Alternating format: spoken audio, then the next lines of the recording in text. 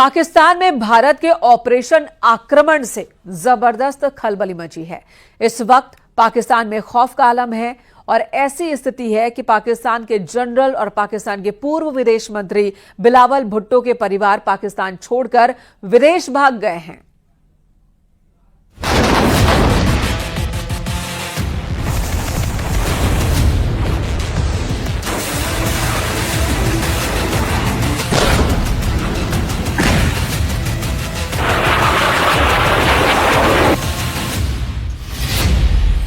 Pakistani media का दावा, 3 मई को भारत करेगा हमला।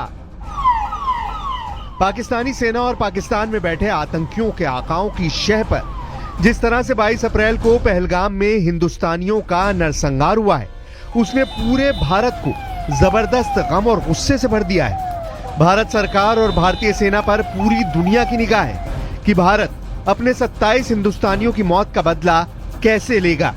इधर दूसरी तरफ एलओसी और पीओके में पाकिस्तानी सेना की कई डिवीजन मोर्चा संभालने के लिए निकल पड़ी है, जबकि पाकिस्तान में मौजूद लगभग सभी चैनल अब दावा करने लगे हैं कि भारत इस बार बहुत बड़ा हमला पाकिस्तान पर करने जा रहा है।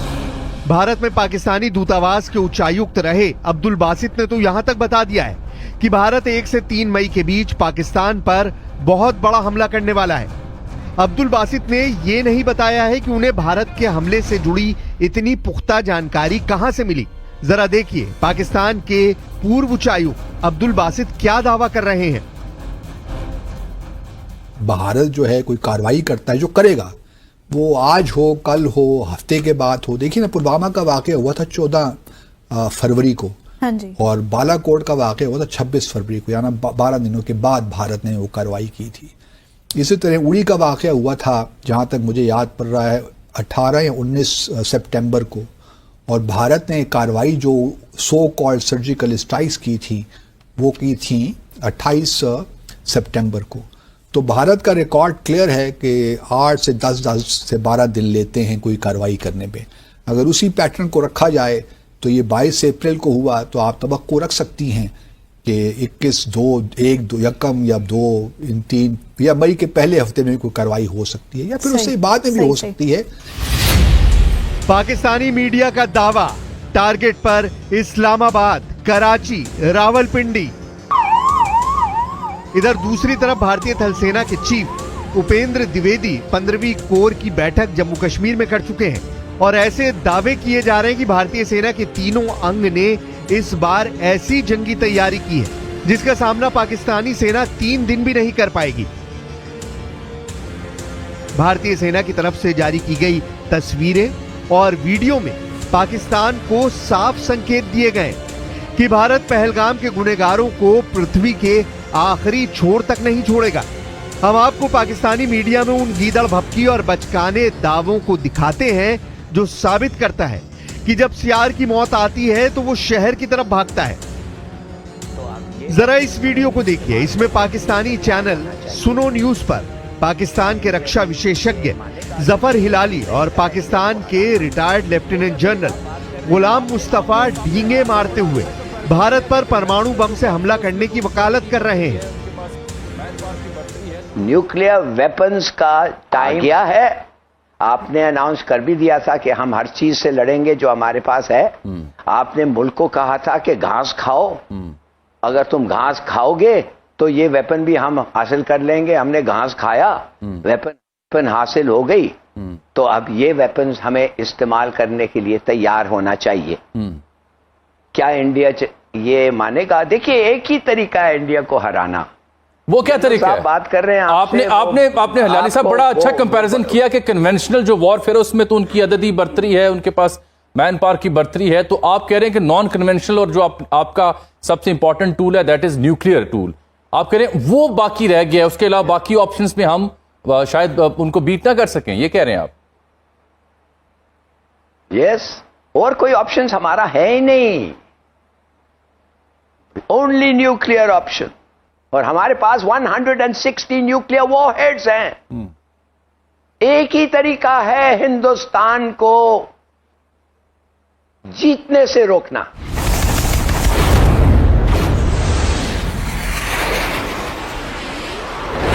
पाकिस्तानी मीडिया ये मानकर चल रही है कि भारत हर हाल में पाकिस्तान पर हमला जरूर करेगा। यही वजह है कि इस वक्त पाकिस्तानी मीडिया भारत के खिलाफ युद्ध करने की मुहिम का अड्डा बन चुका है, जबकि दूसरी तरफ पाकिस्तान की एयरफोर्स अपने F-16 जेट से खासतौर से LOC के पास दिन रात पेट्रोलिंग कर रही है। पाकिस्तान चीन से मिले VT-4 टैंक को तेजी से भारत से सटे बॉर्डर पर पहुंचा रहा है।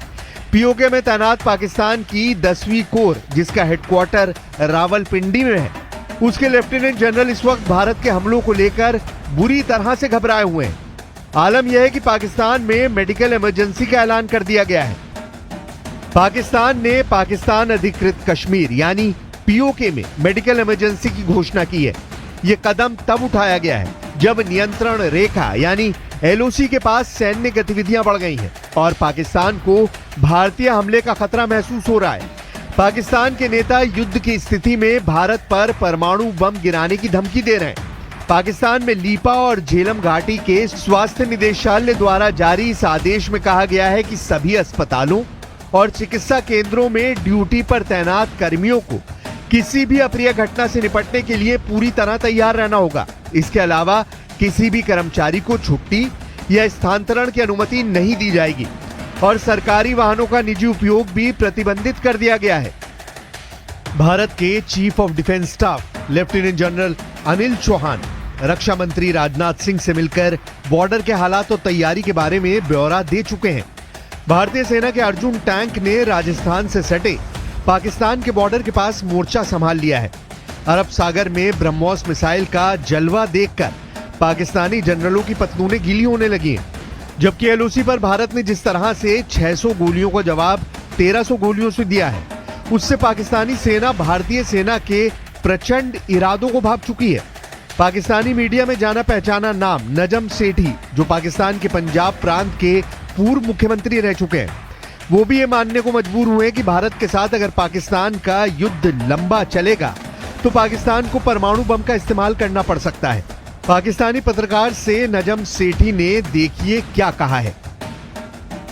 नजम सेठी ने धमकी भरे अंदाज में कहा कि भारत के एक्शन पर रिएक्शन पाकिस्तान जरूर करेगा। नजम सेठी ने गीदड़ धमकी देते हुए कहा है कि पाकिस्तान भारत पर परमाणु बम गिरा सकता है। नजम सेठी ने कहा कि अगर भारत पाकिस्तान के बीच युद्ध कुछ दिन चलता है तो भारत पाकिस्तान पर हावी नहीं हो सकता है, लेकिन अगर युद्ध लंबा चलता रहा तो पाकिस्तान भारत के सामने टिक नहीं पाएगा। फिर ऐसे में पाकिस्तान परमाणु बम गिरा सकता है। भारत तो वैसे भी डरा हुआ है, उसको पता है कि हम पागल हैं, कहीं कुछ कर ही ना दें। हम युद्ध से डरते नहीं हैं। एक हाथ में भीख का कटोरा और दूसरे हाथ में बम का कटोरा लिए पाकिस्तान भारत को जंगी धमकियां दे रहा है। पाकिस्तानी सेना के चीफ आसिम मुनीर ने एक बार फिर से जिहादी और आतंकियों की तरह हिंदू और हिंदुस्तान के खिलाफ जहर उगला है। जनरल आसिम मुनीर ने हिंदुओं के खिलाफ एक बार फिर से 26 अप्रैल को पाकिस्तान के खैबर पख्तूनवा प्रांत में ऐसा घिनौना जिहादी बयान दिया है जिसने भारत को और ज्यादा गुस्सा दिला दिया है। पाकिस्तानी सेना के चीफ आसिम मुनीर खैबर पख्तूनवा प्रांत के काकुल इलाके में पाकिस्तानी सैन्य अकादमी यानी PMA में कैडेट की पासिंग आउट परेड को संबोधित कर रहे थे। उस दौरान पाकिस्तान के नए फौजियों को संबोधित करते हुए उन्होंने कहा कि 2 नेशन थ्योरी इस बुनियादी मान्यता पर आधारित थी कि मुसलमान और हिंदू 2 अलग अलग राष्ट्र हैं, एक नहीं है। हम मुसलमान कभी भी हिंदुओं के साथ नहीं रह सकते हैं। हिंदुओं पर भड़कते हुए मुनीर ने कहा, मुसलमान जीवन के सभी पहलुओं, धर्म, रीति रिवाज, परंपरा और सोच में हिंदुओं से अलग है। पाकिस्तान कई कुर्बानियों के बाद हासिल हुआ है और इसे सुरक्षित रखना सशस्त्र बलों का कर्तव्य है। हमारे पूर्वजों ने पाकिस्तान के निर्माण के लिए बहुत बड़ी कुर्बानियां दी हैं। हम जानते हैं कि इसकी रक्षा कैसे करनी है। हम आपको बता दें कि 16 अप्रैल 2025 को जनरल मुनीर ने कहा था कि कश्मीर हमारे गले की नस है और हम इसे हासिल करके रहेंगे। हिंदुओं को कश्मीर से खदेड़ेंगे। 16 अप्रैल को दिए गए मुनीर के इसी भाषण के बाद 22 अप्रैल को पहलगाम में 27 हिंदुस्तानियों को पाकिस्तान के आतंकियों ने गोलियों से भून दिया था। Our stance on Kashmir is absolutely clear. It was our jugular vein. It is our jugular vein. We will not forget it, and we will not leave our Kashmiri brethren in their heroic struggle, what they are waging against the Indian occupation. Border पर तनाव जबरदस्त हो गया है। भारत की सेनाएं पाकिस्तान की हर करतूत का मुंह तोड़ जवाब दे रही हैं, जबकि जम्मू कश्मीर में मौजूद जिहादी और आतंकियों के घरों को भारतीय सुरक्षा बल धमाकों से उड़ा रहे हैं। एक एक आतंकी और उनके आकाओं के घरों के चीथड़े उड़ाए जा रहे हैं। अभी तक कश्मीर में 12 के करीब आतंकियों के घरों को मिट्टी में मिलाया जा चुका है। इधर जो आंकड़े भारत और पाकिस्तान की सैन्य और आर्थिक ताकत को लेकर सामने आए हैं, वो हैरान करने वाले हैं। इन आंकड़ों के मुताबिक भारत पाकिस्तान को 7 दिन की जंग में घुटनों पर ला देगा। कुछ एक्सपर्ट्स का तो यहां तक दावा है कि पाकिस्तानी सेना भारतीय सेना के सामने 3 दिन भी नहीं टिक पाएगी। जरा ये आंकड़े देखिए। अगर सैन्य बजट की बात करें तो भारत का रक्षा बजट इस समय 78.7 बिलियन डॉलर है, जबकि पाकिस्तान का रक्षा बजट सिर्फ 7.6 बिलियन डॉलर है। यानी भारत का सैन्य बजट पाकिस्तान से लगभग 10 गुना ज्यादा है। इसका सीधा मतलब यह है कि भारत के पास अत्याधुनिक हथियार, बेहतर ट्रेनिंग सुविधाएं और एक मजबूत सैन्य तंत्र है। पाकिस्तान के पास भारत का मुकाबला करने के लिए संसाधनों की भारी कमी है। जब बात विदेशी मुद्रा भंडार यानी फॉरेक्स रिजर्व्स की आती है तो पाकिस्तान की हालत बेहद खराब है। भारत के पास इस वक्त लगभग 678 बिलियन डॉलर का विदेशी मुद्रा भंडार है, जो उसे वैश्विक आर्थिक झटकों से बचाने में सक्षम है। इसके मुकाबले पाकिस्तान के पास सिर्फ 8 बिलियन डॉलर का भंडार है, जिससे वो अपनी जरूरत की चीजें भी मुश्किल से खरीद पा रहा है। जब खजाना खाली हो तो जंग लड़ने के दावों का धुआं निकल जाया करता है। शेयर बाजार के मोर्चे पर भी पाकिस्तान भारत से बहुत पीछे है। भारत का स्टॉक मार्केट इस वक्त लगभग 4 ट्रिलियन डॉलर के मार्केट कैप के साथ एशिया में सबसे मजबूत बाजारों में से एक है। इसके उलट पाकिस्तान का शेयर बाजार महज 100 बिलियन डॉलर से भी कम के बाजार पूंजीकरण पर सिमटा हुआ है। यह अंतर निवेशकों के भरोसे और आर्थिक मजबूती का बड़ा प्रमाण है। यानी पाकिस्तान ना तो सैन्य तौर पर और ना ही आर्थिक तौर पर भारत से मुकाबला कर सकता है। भारत कभी भी जो है पानी पाकिस्तान का नहीं रोकेगा। ये हमारे ऑफिशियल डिटेरेंस का एक हिस्सा है जी। हमारा डिटेरेंस इस बात जो है, अगर हमने न्यूक्लियर वेपन्स बनाए हैं तो उसमें एक ये भी है, क्योंकि हमारी सर्वाइवल का मसला है ना। बिल्कुल। अगर पानी नहीं आता तो हमारा सर्वाइवल खतरे में पड़ जाएगा। तो ये हमारा एक जो है, भारत को ये होशियार रहना चाहिए, 10 मरतबा 100 मरतबा सोचना चाहिए कि पानी को बंद करने का मतलब क्या है, या पानी को कम जो फ्लो है उसको भी कम करने का मतलब भी क्या है। सही। अगर 133 मिलियन एकड़ फीट से एक कतरा भी कम हो गया तो फिर भारत को ख्याल रखना चाहिए।